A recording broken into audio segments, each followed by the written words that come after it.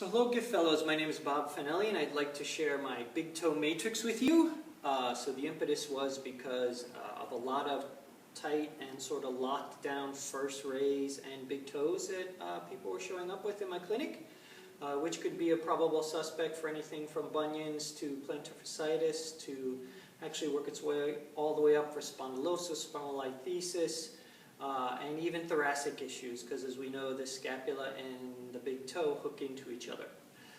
So what I decided to do was turn people sideways. I wanted an attachment point for the hand so that when I drove the pelvis, you'll see in a minute, we got the scapula mobilized as well, so we could mobilize the big toe and the scapula together.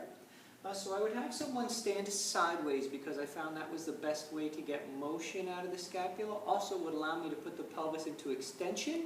If I turn someone into a wall, I tend to put them into flexion, and we're going to be actually working on TZ2, which is when we really need the heel lift for the big toe. So I put the hand here, and I would have someone step forward with the opposite leg. So you can see with my hand here, the scapula is going to get motion, and as soon as I step forward, it's going to drive my pelvis somewhat into extension. The step forward is just far enough so that the heel comes off the ground. And then I would instruct someone to sit back as if they were sitting diagonally into a chair, which is going to collapse that back heel and then just come up out of that chair. So what I'm actually asking them to do is lift up out of the chair, not actually push up and drive through the big toe on the back, because for certain people, particularly if they have big bunions or they're very restricted back there, it can be quite painful. So our sagittal plane motion is just sit and stand up. Which again, because of the attachment point of the hand, the scapula is getting driven as well. Our frontal plane motion was just to drive the pelvis side to side. I would describe as if they're on a seesaw. You can see if you look down at my foot here, the heel is being driven. You're getting some motion through the rest of the foot as well as the big toe. When it came to rotation, I found two ways were actually kind of valuable. One I would call a chubby checker twist, where I would just have someone twist back and forth. I'm going to turn around and show you that from the front in a minute.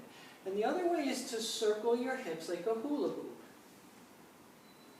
So what did I find was useful, or kind of the big difference between the two?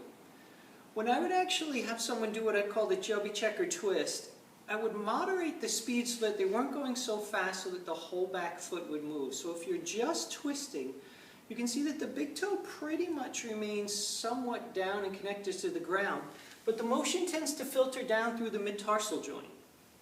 I'm pretending like I'm on the wall here, which can be very useful because we want that mid-tarsal joint to lock up when that foot is on the back, in the back leg and gait.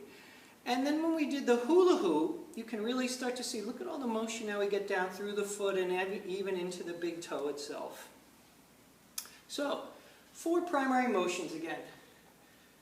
Step forward, heel raises, sit back and stand back up, sagittal plane, side to side, frontal plane, chubby checker twist, and hula hoop in both directions like we did when we were kids.